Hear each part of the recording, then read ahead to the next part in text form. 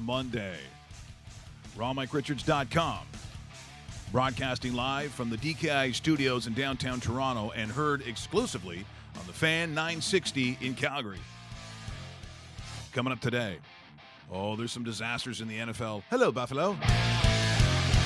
Also, we see some of the rookie tournament games, so we'll take a look at the Flames and the Oilers. Also, the Leafs and the Canadiens. Clark Judge going to join us from the Talk of Fame. Get his take on some of the action. The Packers-Bears game was kind of awesome for all the wrong reasons. And if you were a Packers fan, you telling me you weren't literally having a heart attack when you see Aaron Rodgers, his first game back, Dave, and he's lying on the ground after a sack. That was I felt bad at that point because I didn't know if he's coming back. That's ACL, MCL territory, and I thought, and carted off. As soon as you see that golf cart go on the field, it's like, oh boy, that doesn't mean he comes back this season. But sure enough, oh yeah, da-da-da-da-da. Like seriously, he might be one of the coolest guys. And when I mean cool, I mean like Clint Eastwood cool. When he comes back, he's like, no pressure, no panic, and he just starts dissecting that Chicago Bears team. And for those that thought Khalil Mack would make a difference, you were right. Holy Lord. Good call. Oh, my God, he was a beast. Well, look, he was a beast at UBuff, but just the fact that he ends up playing and doing what he did last night, great story. Also today we'll, as I said, sort of set up what we see in the NFL. We'll talk about the CFL weekend. The reality is sometimes winning back-to-back is really difficult. And between the Stamps and the Eskimos, it's always been that way. Even during when one team is dominant, it didn't necessarily mean that they'd sweep both games. Really hard to do. And I look at the last 2 weeks of Stamps and Eskimos. Turnovers, sloppiness, teams that should have won didn't. Mm-hmm. Like the turnovers from Calgary. So we'll get to that. But Hamilton ends up doing what they have to do. Also, obviously, talk about the Bombers. The BC Lions. I don't know. They're just some teams there. Ottawa seems to have lost whatever mojo they might have had. I think they kind of lost it.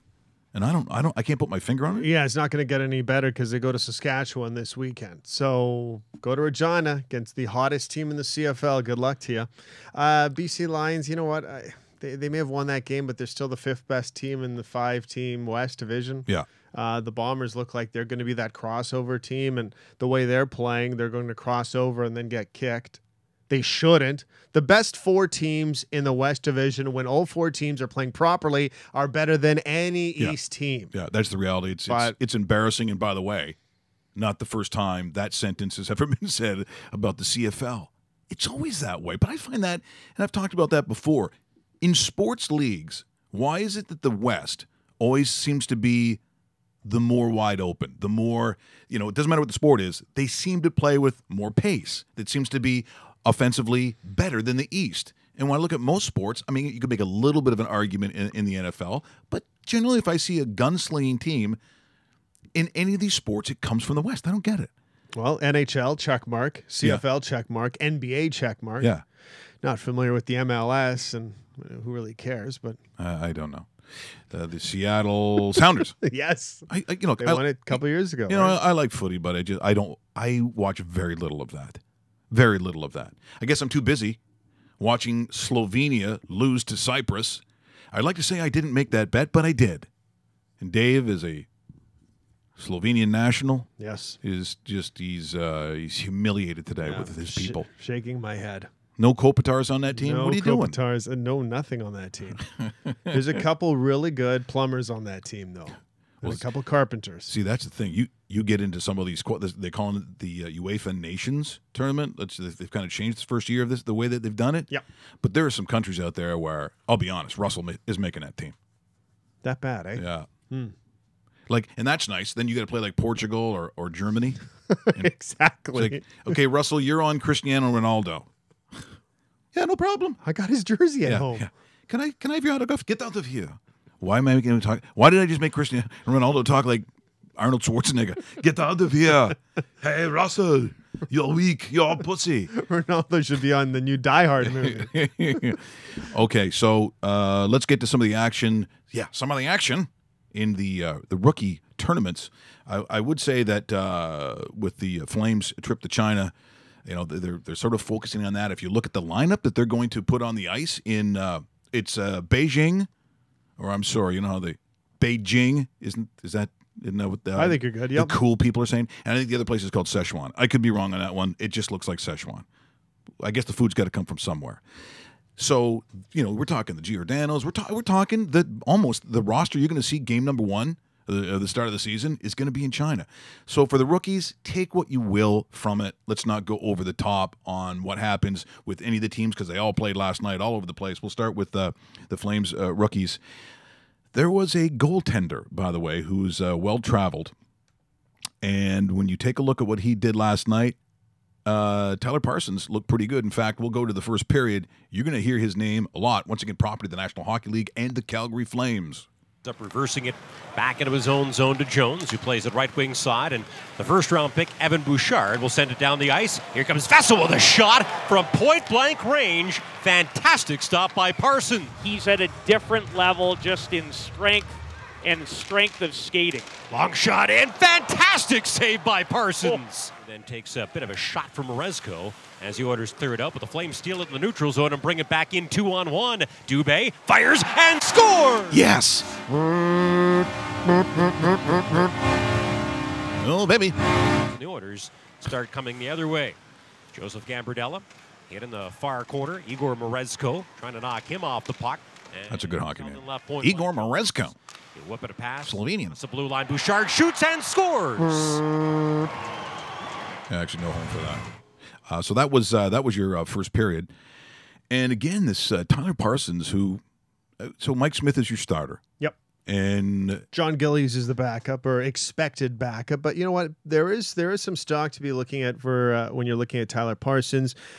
Second round draft pick back in 2016. He obviously is trying to make a name for himself and get one of those positions in the American Hockey League. And it looks like he's on pace or could be on pace. 20 years old. Lots of grooming to be done with the goaltender. Only 20. You got tons of time here. Unless your name is Tom Barrasso in the mid 80s or Patrick Waugh a little bit later on in the 80s, you're not sprucing into a league and entering a team's organization on the main roster at 20 years old, especially unless you're a starting goaltender and you're a can't miss, you're the number one prospect going.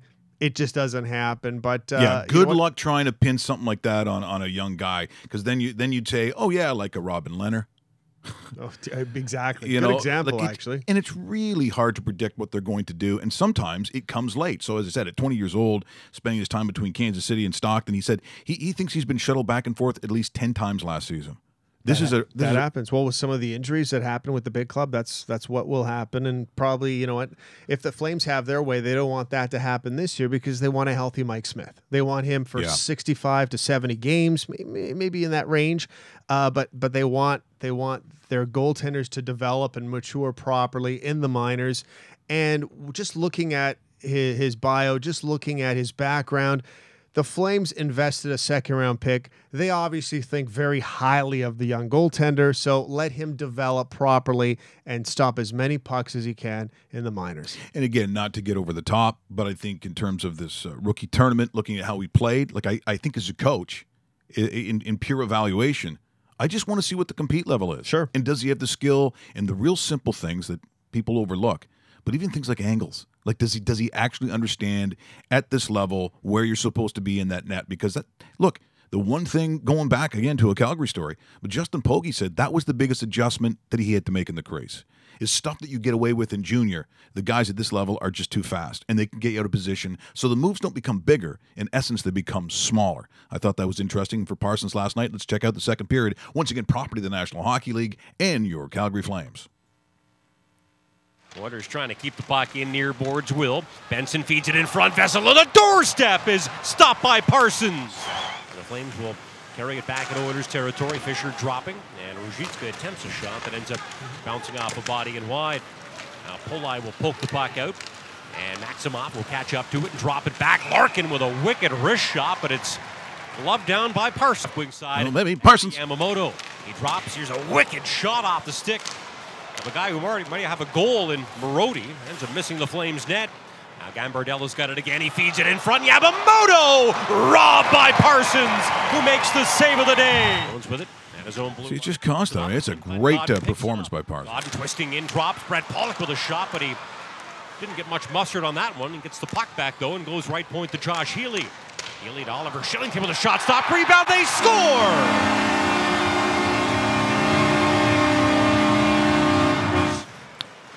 Well, there you go. So fine performance last night. Very good. And you know what? A lot of Canadian fans watching those highlights just in general will probably know him because he was the American goaltender when they won the World Junior. Right. That's right. So you sit there and you go, okay, well, that's a pretty good future piece. The only thing I'll sit there and doubt it, and I'm not trying to critique or anything, but in today's NHL, a 6'1" goaltender is considered small.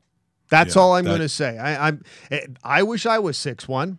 But in the NHL, your goaltenders these days are 6'5", 6'6", but really good pedigree. London Knights, Memorial Cup champion, under-20 World Junior champion with the United States. Obviously a big future piece for the Calgary Flames. He just has to start proving himself more and more and get that opportunity because Mike Smith is 36 years old and his time is limited in the NHL. Well, and when you think about it, you talk about these national programs.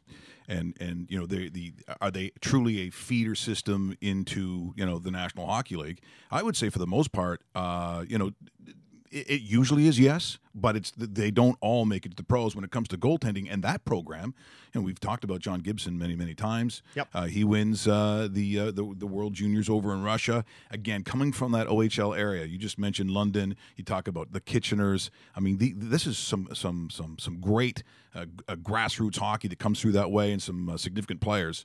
By the way, the owners of the London Knights. Yes, the Hunters. Yeah, they'll never let that go. No, they won't, and you won't. Why would you in junior hockey, though? It's a money-making gold mine. It's almost like in the backyard of the London Garden Arenas, there's a money tree, and they print money off of the tree and distribute among the Hunter. Do you think they should be paid? Friends. You know, because that Yes. controversial issue comes up all the time with the union saying Yes, they should be paid. You Absolutely. think so? I'll take it to another level, but we'll talk about it another day. I think NCAA athletes should get paid. I wrote about it in my book because I believe that to be true. When you start making billions, we're talking about NCAA sports, they make billions of dollars. Yes, off of these kids' backs, and people will sit there and argue to us right now and saying, but they get scholarships. So the $30,000 a year scholarship is equivalent to the $5 billion Ohio State, Michigan, Notre Dame, whatever the hell university you want to call it. That's a fair trade-off? Yeah, I'd say it's, you know, and they start using the player's name in EA Sports. Bingo. In college, like Johnny Football, like you name it. There's been a lot of different arguments over the years, and that is another argument, but I believe they should be paid. Okay, so back to the Flames for a second. We have a guy in the Toronto area that is very familiar with Canadian athletes, American athletes at the international level because he's an international coach and he's also the coach of the Toronto Maple Leafs. Obviously, Mike Babcock has an opinion because it's another Canadian team in the rival. Let's bring him in right now to rawmikeRichards.com. Mike Babcock joins us.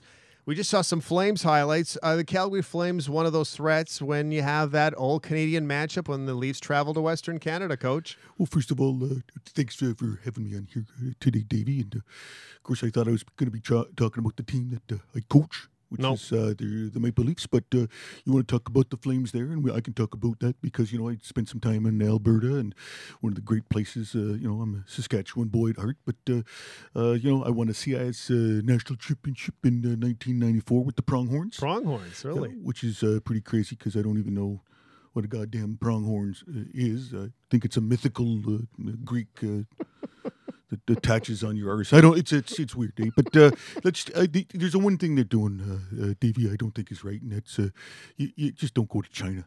You know they're going to go over and play in Sichuan there, and the food, give or take, is probably not that great. Okay. I've seen people walking in front of tanks. Did you see that a couple of years ago? And I think you got a guy like Giordano, who he's Italian, and he's gonna hate the noodles, and it's just too far to go. I think they're gonna get tired. I think they'll get tired. They're gonna give her. They got a great group out there, and they do. They, I know that Brad wants to get it going, and but that's a tough start. It affects the whole season. I think there. That's interesting. Is there any? And the Chinese are terrible too. I mean, I've seen them skate. Not very good at hockey. No, they're. I don't think they're that great at everything. Oh, really? Yeah, I've got a lot of their products at home. Computers. Really?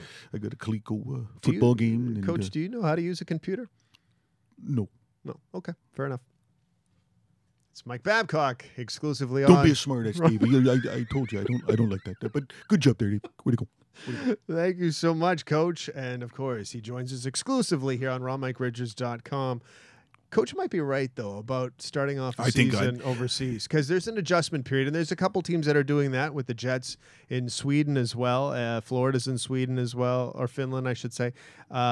These are adjustments, and then you have to come back and get ready for the rigors of an NHL season when you've already started one out there. And I think it takes the steam. I think it does affect them down the road, just the time change in the actual direction. But I think some Detroit teams did it. I think even didn't Vancouver have to do that the 1 year? Sure. Well, they've started off. And that's you're coming from the time zones are absolutely crazy for them. And I would take a look at probably what happened for those teams that traveled. I'd be really curious to see what the record is after the first 2 weeks of the National Hockey League. I bet it's bad. Yeah, it probably. And you know what? From a betting perspective, bet against them. Yeah, I would. Bet against them. That's what it is. NHL is doing this more and more regularly. We see the games starting off in the last number of years in Finland, in Sweden, in the Czech Republic. They wanna continue to open up that international flavor. We've seen in the past in the UK as well. It's not going to stop. Speaking of international flavor, Dave. Tell me. You know what we're doing if we're going to Prague? Not it's called necking. not watching sports. Sorry for the image on the camera, but I'm just saying. Oh my God, Prague! Have you seen the movie Triple X? Yes. Russell's shaking his head. No, it's impossible that you haven't seen that movie. Yes, he totally has. Yeah, he puts on a fur coat like Vin Diesel in that movie. Yep. Actually, I've done that with no shirt underneath. Yeah. Yeah. Oh my God, I've heard stories too. Stories I can't even tell. Even on this, I can't tell. Really? We can tell pretty much anything on this. Yeah, but I'm just saying that. So we're sitting in Russia, right, when we do the World Juniors. And I'm saying to a particular hockey general manager who's very well known. Okay. And I'm like, my God, I said, look at the action here. Look at these women. He goes, you haven't been to Prague. He goes, these women in comparison look like they're from Edmonton. Whoa, that bad, eh? Yeah. That's really bad. Yeah. He said Prague is like the all-stars of the all-stars. Wow. So if I'm going to the Czech Republic, have your all-star game in Prague. Might be late getting to the practice. Speaking of a little bit late, there was an attempt at the end of the Stamps game. The home and home. See how grimy and crap it was in Edmonton. Does the sun? See the people argue the sun never comes out in that dump. It never has a sun. I've never seen a sunny day. Some of those playoff games, where the grass all dies? Yep. And then what they say, the hoarfrost comes in. That's a real thing. True name, too, yeah, eh? It's a hoarfrost. Hoarfrost. And then you see the ugly field. And it was like when Pee Wee Smith, remember he caught the ball and ran all the way through? Oh, yeah, I remember think he was just running to get out of town. Who doesn't blame him?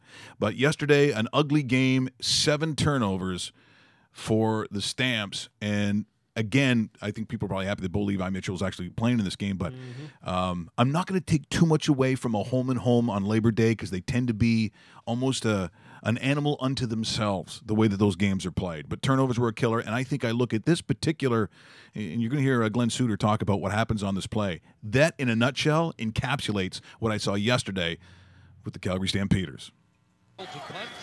Terry Williams awaits. Around the Calgary 45, pressure on, and O'Neill just got it away. So almost a block, which is good. Williams slipped and it got by him back to the 37. Then fumble. And he slips again. And the ball comes loose. And the Eskimos, do they get it or not? It is Edmonton football. Wow. That was a disaster from the get-go.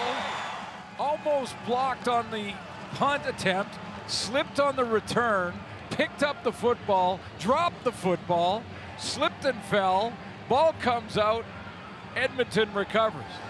Yeah, so in a nutshell, that's what that game was yesterday, 48-42, so over, looking nice. Yeah, over was looking really good. And the score, a little bit of a positive spin on the Stamps just because they scored those 14 points in the fourth quarter, so it wasn't as close as you thought it was. So it happens, though, right? The split in Labor Day. Should happen everywhere. It didn't happen with the Bombers and the Riders. We'll get to that in a bit, but not surprising. And I look at that. I look at these two games the last 2 weeks, and although it was a little bit sloppy, and I think the both teams will kind of clean it up in the next couple months, don't be surprised if this is your Western final. Well, it should be. I'd look forward to it. I think a lot of those things that happen are, I'll be honest, the reason a lot of people like watching the CFL. Yep. There were really no games like that in the NFL yesterday, even though there was some crazy finishes, some great performances. Patrick Mahomes. Very good. To Tyreek Hill. I mean, Yeehaw. Plus the 3.5 points, by the way. Yeah, not a bad take. So we'll talk to Clark Judge here from the Talk of Fame Network and get his take from the weekend. And Clark Judge. I believe we're joined by Clark Judge, the Talk of Fame Network. And I got to tell you, my friend, yesterday, for some games were very interesting for like all the wrong reasons. And then there were some great performances. So let's start with the great performances for you, Clark, looking at week number 1. Who or what was it? Well, you've got to start with Aaron Rodgers last night. That was remarkable. But we've seen it so many times from him that after a while you kind of aren't surprised by anything he does. I mean, I've seen him come back from injuries before. I've never seen him come back from one like that. When he was taken off on a cart, I thought, A, it's a serious injury. B, when guys are taken off on carts, often they're out for a considerable period of time and sometimes for the season. And I thought, oh my gosh, did I just see the Packers season go down the tubes? Oh. And I thought that game was over. I really thought, well, okay, I mean, Sean Kaiser, I don't think so. Then when he comes back in the second half, I wasn't sure what Green Bay was doing. You know, you hear quarterbacks are getting buried and they're bringing back Aaron Rodgers playing on one leg. What's this all about? And then what it was all about, it was about Aaron Rodgers' magic, and that's why he's such a terrific quarterback and held in such high esteem. But he wasn't the only one. Joe Flacco had a great day yesterday. He had a great preseason, but we got preseason. Who cares? It's Joe Flacco. He's just an ordinary Joe. Well, maybe not this year. I mean, the last time he had a gun put to his head was in 2012 when he said, I'm not going to take that contract extension you offered. I'm going to gamble and say that I can have a really, really good season and get a better deal at the end. And lo and behold, he takes the Ravens to the Super Bowl, he becomes the Super Bowl MVP, and he gets a huge contract. In fact, at that time, it was the richest in the NFL. So those two guys, I mean, certainly Khalil Mack, his first game with the Bears. I like the way he started, but I certainly love the way Aaron Rodgers finished. Is he related to Clint Eastwood, Aaron Rodgers? Because he kind of has that get off my lawn kind of feel to when he was unfazed. I've never seen a cooler, more collected guy filled full of poise and confidence. It just looked like he was out literally just mowing his lawn. This guy is unreal. Yeah, he is. But that's who he is. That's who he's always been. I mean, I covered him in the draft. And I remember being at Radio City Music Hall and him promising to make those teams that passed on him, most especially San Francisco at number 1. He's going to make them pay. And I think he has. But that, to me, comes with that position. I mean, he's not alone there. You talk to Tom Brady, same way, a little more emotional.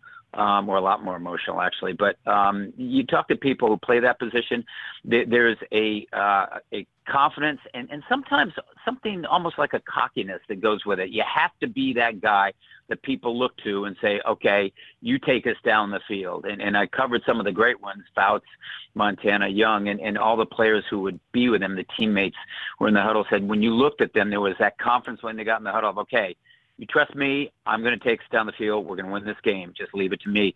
And so I think it goes with the position. But with Aaron Rodgers, that's certainly who he has been through his entire career. Clark, good to talk to you this morning. And I'm not as positive as Mike. I like to dwell on more of the negatives. And this morning, Really? yeah. Wow. Are we talking about the Canadians now? No, Oh, no, not yet. No, we'll get to that. We'll get to that. Don't That's dessert. You know what I'm talking about, Clark? I'm talking about the New Orleans Saints and the 80% of my survivor pool eliminated by their loss against the Tampa Bay Buccaneers. What happened in that game? I wish I could tell you what happened. Defense obviously did not happen. What happened was they reverted to form. I mean, you look at their I think it's their last 5 season openers now they've lost. They're just terrible at the start of the season. That doesn't mean you're going to flush the season, but they look like the Saints of old. You know, They put did. a lot of points on the board, and it doesn't make any difference whether Drew Brees throws for 500 yards, 10 touchdowns. Doesn't make any difference because they can't keep up with the opposition. They've got so many leaks in the defense. It's like on the SS Minnow, you know, with the captain, little buddy. But that defense was terrible. That's a defense that was much better last year. Nothing seemed to work, and yet, you know, you go, how is it possible? I mean, I look at you talking about that pool. I would have played him too because you go, Ryan Fitzpatrick, Tampa Bay. They weren't very good last year, and that was with Winston. Now you got Fitzpatrick On the road,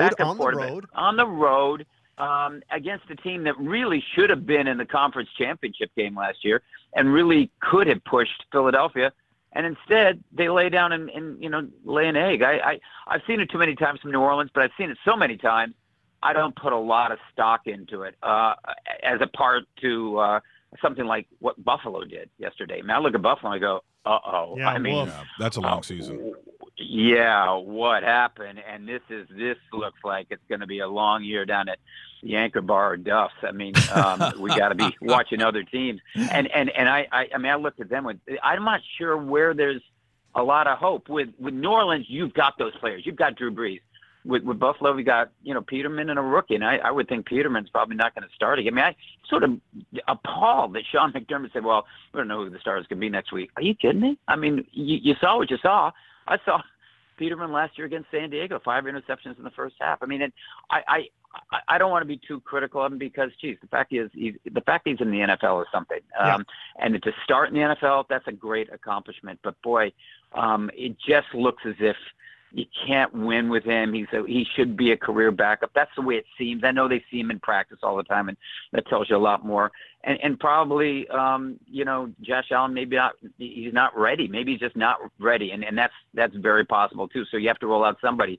You tell me A.J. McCarron couldn't have been better than this. That's exactly. What that's the problem I've got there. So anyway, the Saints stunk, but I don't put a lot into it unless we're talking 2 or 3 weeks in a row like this. Let's go back to the Bills for a second, and I know you're very aware of this because this has been made public many, many times about what the Bills start off with. Stop me as soon as you hear a win on this schedule. Chargers, at Vikings, at Packers, Titans, at Texans, at Colts. Titans maybe. Really? Yeah, Titans maybe. I mean, look at Mariota's hurt. I don't know what his situation is. Walker may be out for the season. I thought they looked terrible yesterday. And that's a team that should be better than that, but that's always the case. But yeah, I thought, that's a possibility. But sort of depends on what happens with that offense. I mean, it was so bad yesterday. You can't get a first down in the first half. Come on, guys. I mean, that was tough to watch. And Baltimore's not that good. I think Baltimore's better than a lot of people think. And Flacco may be on that mission again that he was in 2012. He's got some assets around him now, playmakers around him for the first time in a long time. But Bills can't be that bad, can they? I mean, it just can't be. And so you got to hope that there's something more there. And it's got to be in the quarterback position. So I don't know what happens if and when you get the rookie as a starter. I mean, maybe just have to press him in duty and say, take your lumps. Here's what happens. I saw it many, many times with, go from Elway to Manning to Aikman. Guys take their lumps, but I think we're in an age now where people expect these quarterbacks to step in as rookies, have immediate success. That's more the exception than the rule. So I'm not sure I wouldn't plug him in now and just say, listen, he's better than what we have. And I know he's not quite ready, but he's going to learn on the job. And I've got to get people a reason to hope coming into those turnstiles, because otherwise, if we keep rolling out 47-3, no one's showing up. We're in conversation with Clark Judge here on Raw Mike Richards from the DKI studios, also heard on Sportsnet The Fan 960. Adrian Peterson, a little surprised, but I look at these teams that came out flat. I believe I would put the Arizona Cardinals in that category because that's a no-show at home. No-show. Yeah, in a place where they typically dominate. You know, they're a very tough team to beat at home. It's sort of like what Seattle has got going for a number of years, but they're very tough to beat there, and they weren't beaten. They were humiliated. I mean, they were never in that game. There's another team with some issues, not quite as deep as Buffalo, I don't think, but you've got a veteran quarterback who gave you nothing yesterday. The defense, which was supposed to be so great because they were lights out in preseason, they weren't very good. Adrian Peterson ran all over them. You go, Adrian Peterson, wait a minute, you guys had him last year and you didn't think enough of him to keep him. I mean, and I understand that situation. Adrian Peterson's 33. I thought it was a great game by him. I love to see it. But don't get used to it. He's 33, and just that's what happens with older running backs. The season goes on, they wear down. But it's nice to see, and nice to see him get his 100th touchdown. But boys, Arizona, whew, that was tough to watch. And again, there's a situation we've got Josh Rosen sitting behind Sam Bradford. When is he going to be ready? And I don't know the answer to that. I think you have to let Bradford play as long as you can because there you do have some assets, particularly on defense. Patrick Peterson is one of those where you can say we can stop the bleeding, but that was a bad performance. That was really tough to watch, and I did see much of that game. It was tough to watch. Now, of the superlatives and those that watched Patrick Mahomes, I fully expected Phillip Rivers to come back like he's used to doing, and watching the weird mechanics. And sometimes I'm unsure how the ball actually gets out of there, but it just comes out like a laser. And lo and behold, they don't do it. And Patrick Mahomes, for what it's worth, look, we know what kind of athlete he is. We played some of Clark just a week or two ago, his high school footage. I mean, this is a kid, his dad, obviously a professional baseball pitcher. He's got all the lineage that goes into it, but he also seems to have the right attitude. What I saw from him yesterday, as much as I thought it would be good, I didn't think it would be that good. No, nor did I. But of course, Tyreek Hill on the outside. You might want to get an Olympic sprint champion to cover him. I mean, nobody could cover him. And I don't know why anyone punts to him or kicks to him. I have no idea why anyone would do it. I just kick it out of bounds because that's what's going to happen. When he gets some acceleration going, you can't catch him. And he just took over in that game. But you're right, Mahomes was terrific. I did not expect that. It's Kansas City, defending champion. And there's a reason. And one of the reasons that the Chargers are going to have trouble winning that division, even though I think they're the most talented team, is they can't beat Kansas City. That's a 9th straight loss. They can't beat them for whatever reason. And yet you're talking about Rivers. Rivers, I thought, was remarkable.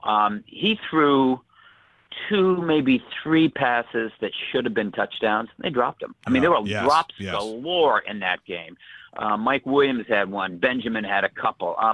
I felt for him because I covered Phillip. I know him well, and there's a guy you talk about, cool, calm, and collected guy. There's a guy who's so good at what he does and doesn't get a lot of attention because that team doesn't go very far. If you got to know him, if you got some exposure, if they went deep in the playoffs, you'd realize what a remarkable guy this guy is, on and off the field. But it just felt like the same old Chargers. Special teams stink. For as long as I can remember, their special teams have stunk. Whether it's missed field goals, drop punts, returns that other teams have, their special teams are off for whatever reason. I can't get it straight. And the drops are an issue. I saw some of it last year, but boy, yesterday was ridiculous. That was a team they could have beaten, but keep in mind, Bosa wasn't playing, Corey Liuget wasn't playing, so you have 2 of your starting 4 pass rushers or defensive linemen who are out, and 2 terrific players. That's going to have an impact. I want to see what happens next time they play. As I said, Kansas City's a hurdle they've got to overcome. They know that. They're a better team than that. But you're right about Mahomes. He looked extraordinary. It's one game, but he looked extraordinary. And based on that, you can say, yeah, I can understand why Kansas City got rid of Alex Smith and let this guy play because he's ready. Bingo. You brought up the phrase missed field goals. And on that phrase, I'll ask you this. Who's more disappointed about the tie? The Steelers or the Browns? That'd be the Browns. I mean, it's got to be the Browns. Yeah. Yeah, I mean, they had a chance to win that game, And the thing, the criticism I have of both teams, but particularly Pittsburgh, is they played it conservative when the conditions didn't warrant it. In other words, when Pittsburgh got down to whatever it was, the 30, the 28, and then I think it was the 25 or what, they just sort of decided, okay, we're going to take it easy. We're going to run into the middle of the line and play for the field goal. And again, I've seen this happen too often, and I'll tell you where it happened. It was in San Diego in a playoff game against the Jets. I'll never forget it. No, and I think it was overtime. Marty Schottenheimer played for a 42-yard field goal. I went, this isn't exactly a gimme. No. And they got conservative, missed it, and then the Jets came back and beat them. And he got skewered, and rightly so. And the same thing I saw yesterday. I realized the conditions are bad, and I realized the Steelers were turning the ball over every other time they had it. But at the same time, I thought you had to get a little bit closer. This is not going to be safe. And, of course, we saw what happened. Boswell misses the field goal.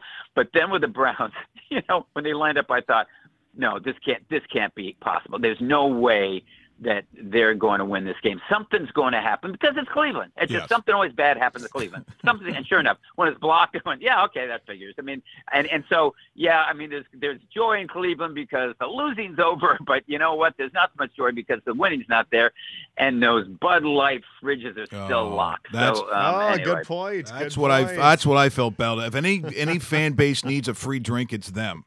And they couldn't even get it. That's right. Isn't that? It's just, and the fact that it was blocked, and of course it is. If I'm watching the movie, and it's a movie about the Cleveland Browns, which by the way has been done, of course it's getting blocked because that's the pain of being that. And then Kevin Costner, I guess, would come down and there'd be a romantic thing. And I don't know, but I'm just saying that Cleveland is Cleveland. Now, before I let you go, a couple of things. Number one, was there any talk about the officiating yesterday with the difference in the helmet and leading for contact first? Did they do okay? Because it wasn't quite maybe the mess I thought it might be. Yeah, no, they did okay with that. The problem I got, guys, is this quarterback rule. Now, this point of emphasis, I saw it again and again and again to the point where I go, I don't really know what they're trying to do here. The rule is, and they're trying to protect the quarterback more, and I'm sure you know this, I'm just preaching to the choir, but you can't land on the quarterback with your body. So you get a game like, and I bet I saw 5, 6, 7 instances of this yesterday, but you get a game like the Cincinnati-Indianapolis game, and Carlos Dunlap rushes Andrew Luck.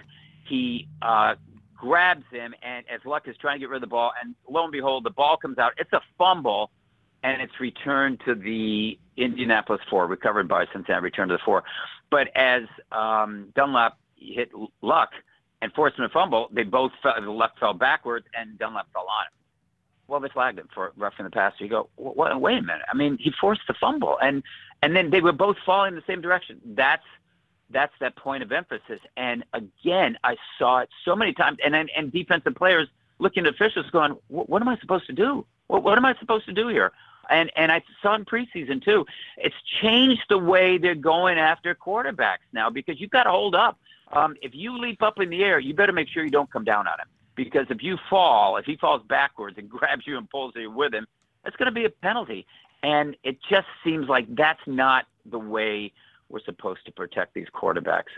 You have momentum going into the pocket. It's going to carry you through. And if you jump up, you're going to land on him. If you hit him and he falls backwards and land on him, they're all penalties. And that's the one that got me. That one, I just think that one needs to be looked at, at the end of the season and say, hey, is this really what we want to do?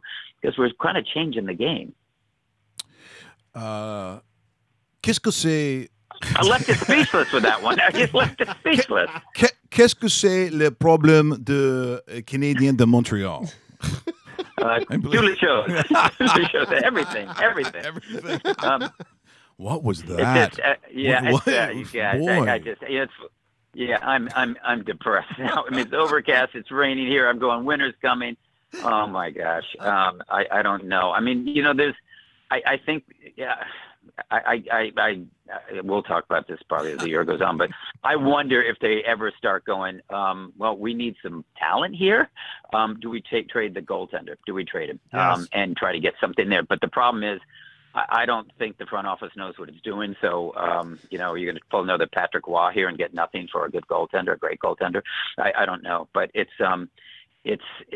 depressing. I just go, oh my gosh, sacre bleu. I just go, oh my There gosh, you go. how do I watch these? Yeah. How do I watch these guys?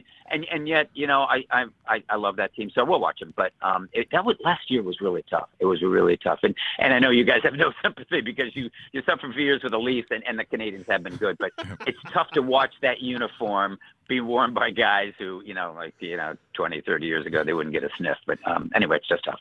I believe the French word you're searching for is merde.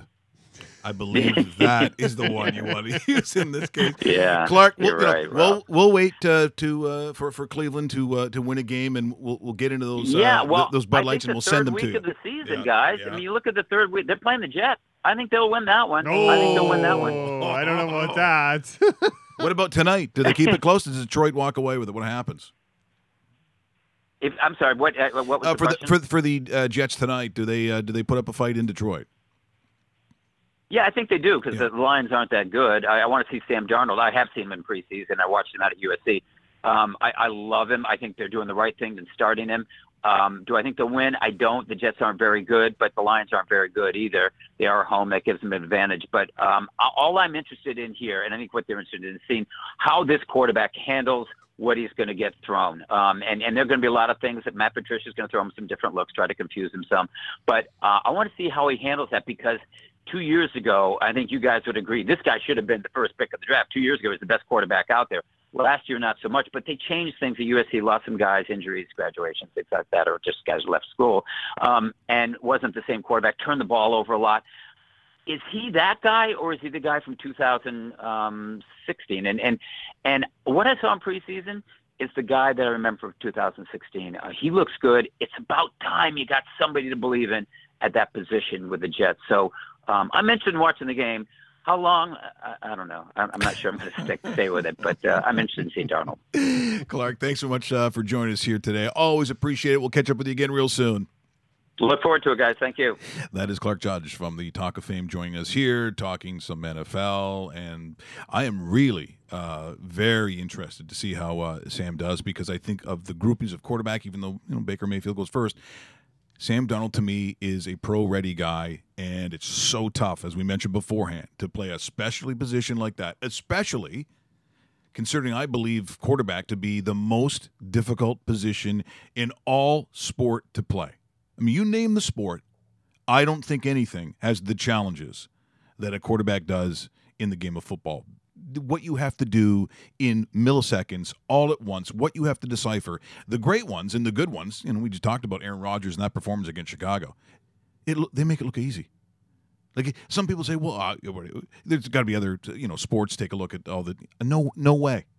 It's the quarterback. Quarterback is an unbelievably brutal, and that's why even like kind of good athletes, some pretty good quarterbacks, those that have had substantial NCAA careers, come to the pros and look like they've never played the game before. That's how hard it is. So Sam Darnold coming into tonight, I think he has the pedigree. I think he's 100% healthy as far as they've said. We've seen him work out in camp. We've seen him in preseason. God, I'd love to see an upset tonight. I really would. 6.5 points and the Jets. That's what I'm betting on tonight on sportsinteraction.com.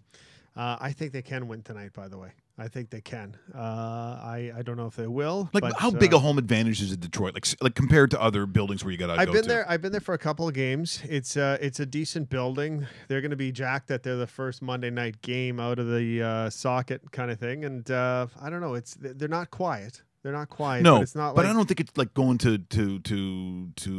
Kansas City or going to Seattle or Denver or something like that. No, it's not.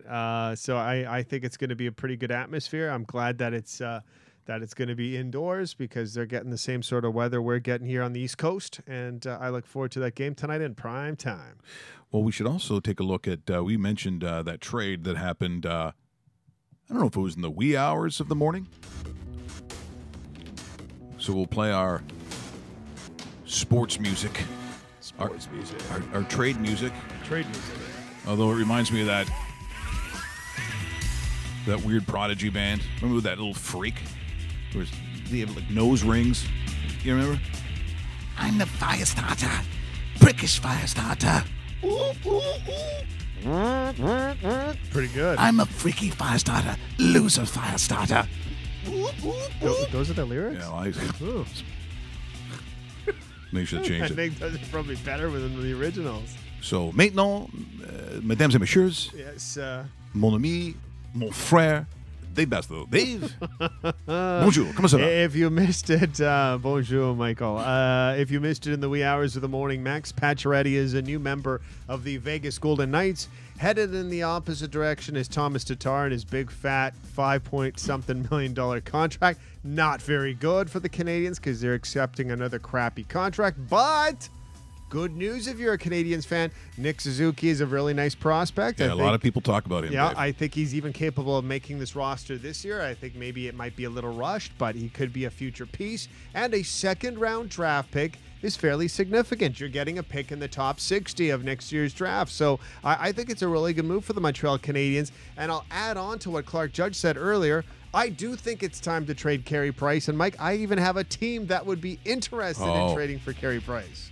You can do that today, or are you saving it? It's the Philadelphia Flyers. Ooh. If the Philadelphia be Flyers get together with the Montreal Canadiens, I will say the Flyers are easily a top 3 team in the Metropolitan Division, easily a team that can compete in the Eastern Conference because that is the only piece they're missing. And here's what it would cost the Philadelphia Flyers, in my opinion. A Nolan Patrick, first-round pick from last year. Okay, I understand. He moves on to the Canadiens. I have Samuel Morin moving across to the Montreal Canadiens, a 6'7" defenseman from the Quebec area, and I think it's going to take a couple draft picks, a first and a second-round pick. I would trade that if I'm the Philadelphia Flyers. It's a lot to offer, but you're getting an all-world goaltender in Carey Price. Russell Graham on commentary. Fire away. Yeah, why are you you're all trying to burst in on our show? No. Why are you doing that? The only thing, I think Philly would be a good fit, but why not try Carter Hart, who has some similarities in comparison to Carey Price? He's not Carey before Price. you commit $10 million to Carey Price.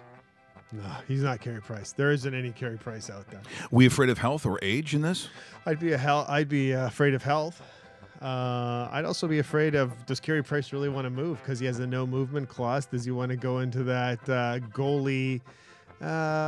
Is hell too strong of a word? It's too, but it is a little bit of a firing zone. And I can tell, here's a weird story. When I saw him after his first year, so he's in Calgary working out at NSD in Calgary. And that's the other thing. Does he want to move back to Western Canada? Because guess what? The Calgary Flames are going to need a goaltender in a couple years too. That wouldn't be bad. No one's hating that idea, by the way. No. But I don't think Carey Price would hate that idea either. No. Well, I run into him at NSD. You know, Sean Hope Ross, a good friend, and trains all the guys out there. Yes. And now he's moved on to his own place, of course. But I see Carey Price after that. He gets ripped apart. He's criticized after that first year of what we guessed, things that are non-hockey going on. So I said to him, it was just sort of, I go up to him, hey, Carey, how's it going? I said, are you gonna stay, or is this a good time to toot sweet, or whatever the word is, to au revoir? He goes, I'm staying. I'm not going. He was adamant that he was going, and he had a great second year. Sure. So he's his own guy. Don't be confused by that. I mean, he also, here's a guy who goes and does I think it's a barrel or tie down roping. He does rodeo. That's right. That's right. Doesn't he sometimes? So I don't know. I'd be curious about that. Now, look, before we go, some stuff that we really need to talk about. Battle of the Network Stars. Okay. Do you miss that? Sometimes. Well, I got to tell you, it's so weird when you think in the day, the guy who called the biggest games ever, the biggest sporting events, like if it was a big boxing match, it's him. If it's even did tennis, he did everything. So I forgot Howard Cosell did the worst of the worst when these kind of B-list, kind of hacky television stars go into what they used to call sports. I'm pretty sure the dunk tank isn't sports, but when Catherine Bach is wearing a bathing suit, it's a sport. It's a sport. Property of ABC and probably Disney. The Battle of the Network Stars. And this is Daisy from the Dukes of Hazzard. Beautiful Kathy Bach. Oh, man. Uh-oh. Beautiful Catherine Bach. Right there. Hey, don't shoot. You got the wrong man. Besides, my lips are sealed. Buck Rogers. I never watched the Dukes of Hazzard, by the way. I never. Really? No, it was. Oh, I couldn't did. handle it. But look at this. Now, those watching on or not seeing camera, this is why you got to watch the show. They're singing Buck Rogers because that Gil Gerard guy is the star. Yep. Watch that too. Battlestar Galactica. Oh, yeah, that's right, too. There's the spectacular Catherine Buck. If I was 20 years younger, I'd think of positions. Kent trying to dunk Kathy as a reminder of what Kathy had done to him earlier when he was in the dunk. Can you do you actually? Scott Baio. Down there. Oh, there's Scott Baio. Corner. Uh-oh. Okay, get up. No. Oh, she was ready. Okay, get a load of the line when it describes Scott Baio. This is classic. Road suit ducker. Tried to. Baio escapes unscathed. Oh, look at him. The look of innocence. Well, he is a great young dramatic actor. Oh, he sure is. He is a great young dramatic actor. Just become best friends. Oh, Yep. You want to go do karate in the garage? Yep. It's time. He's like a young Larry Olivier. Right?